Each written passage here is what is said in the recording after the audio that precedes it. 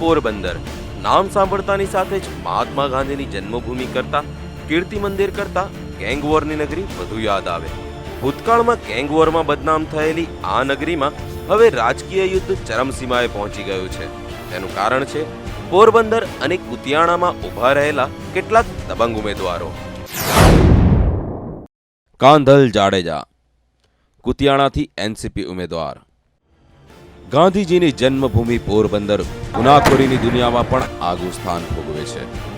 પોરબંદર જિલ્લામાં 3 ગુનાહિત ઇતિહાસ ધરાવતા ઉમેદવારો ચૂંટણી લડી રહ્યા છે, જેમાં કુતિયાણામાંથી એનસીપીએ કાંધલ જાડેજાને ટિકિટ ફાળવી છે. કાંધલ જાડેજાનું નામ સોરઠની ધરામાં જાણીતું છે.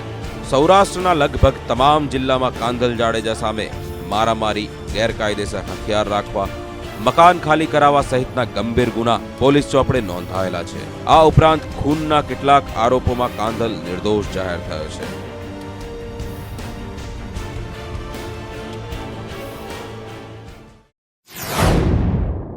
કરશનભાઈ ઓડેદરા ભાજપના ઉમેદવાર.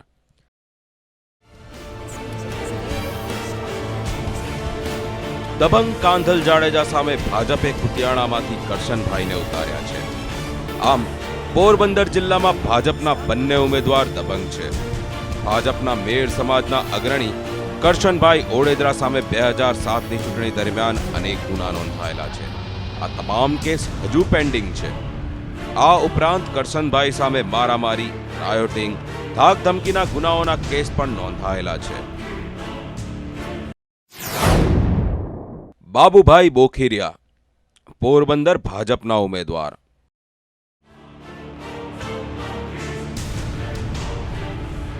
પોરબંદરમાં કોંગ્રેસ પ્રદેશ પ્રમુખ અર્જુન મોઢવાડિયાને ઘરમાં જ મજબૂત પડકાર આપવા માટે બાબુભાઈ બોખીરિયાને મેદાનમાં ઉતાર્યા છે.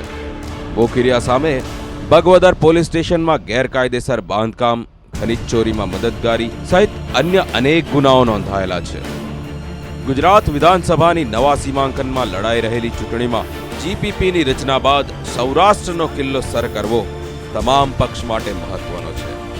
આ પક્ષોએ વિધાનસભામાં બહુમતી મેળવવા માટે ક્રિમિનલ અને ગુનાહિત ઇતિહાસ ધરાવતા તત્વોને પણ ચૂંટણી જંગમાં ઉતાર્યા છે. ત્યારે સોરઠની પ્રજાનો વિશ્વાસ જીતવામાં કેટલા દબંગ ઉમેદવારો સફળ રહે છે તે તો પરિણામ જ સ્પષ્ટ કરશે.